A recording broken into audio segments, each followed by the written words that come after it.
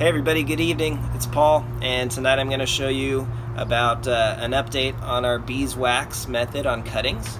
So with root hormone, so these two stem cuts are doing fine, and I'm keep them in water. So this one was in horse shavings for 5 weeks, and it didn't sprout any roots. So I'm trying this method. It's still doing well. This piece of axe, I had to save it. You can see our video on that, and I'm trying soil and also this method as well. Seems fine.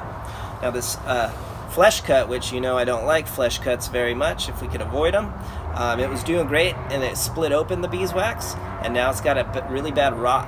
So I'll show you up close and personal what it is, really bad rot, and what you can do to save plants. So dragon fruit. So I did remove this as soon as I saw it, and let's have a close look at it now.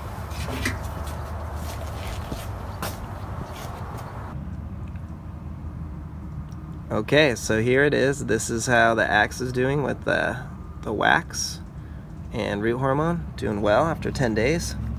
And then here is the Valdivia Roja.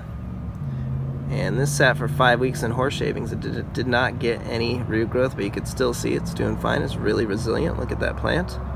So I expect some roots here soon. I'm keeping it in the garage as the temperature's cool. Now, as with any, you can risk, this can happen, this rot can happen with any flesh or stem cutting. You could overwater your plants, and this could happen as well. But in this case, the wax was doing well, and then it split open right there. Can you see?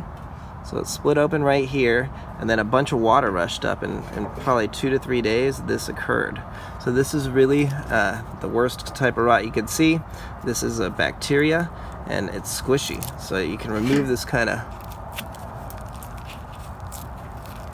gross matter here, and this is bad, so it's gonna die. So that has, it's a bacteria infection, and it's no good. So believe it or not, I'm gonna try to save this. I probably should wash and clean these with alcohol, but these plants are really resilient, and I'm gonna predict I might be able to save this little piece here, even if I don't clean the clippers.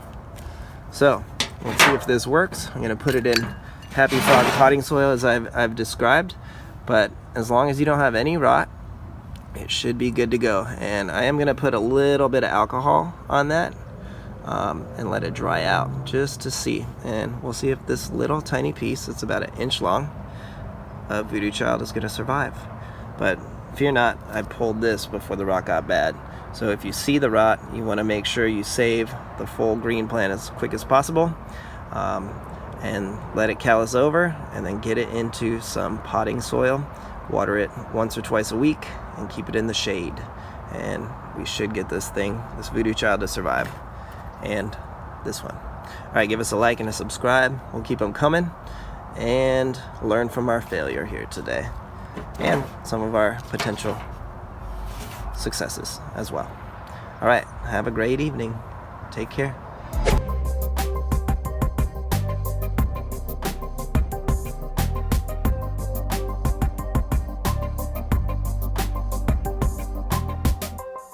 Dude, it's creepy.